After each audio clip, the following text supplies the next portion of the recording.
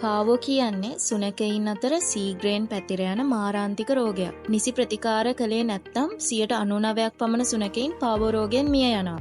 මේ රෝගයේ රෝග ලක්ෂණ විදිහට අධික දුඟතක් සහිතව දුඹුරු හෝ රතු පාටින් මල පහ පිටවීම, වමනය, කෑම අරුචිය, උණ, ශරීරයේ බර අඩුවීම, විජලනය වගේ ලක්ෂණ දක්වන්න පුළුවන්. පාවෝ කියන්නේ වෛරස් එකක් නිසා ඒකට හරි ප්‍රතිකාරයක් නැහැ. ඒ නිසා රෝග ලක්ෂණ වලට ප්‍රතිකාර කිරීම සිදු කරනවා.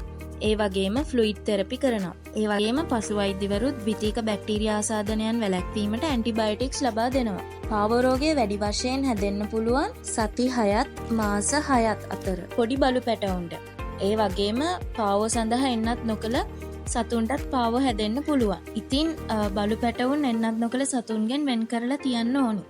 ඒ වගේම බලු පැටවුන් එළියට අරගෙන යනකොට එයාලා එක එක ස්ථාන ඉව කිරීම, ලෙව කෑම, සැපීම වළක්වා ගන්න ඕනි.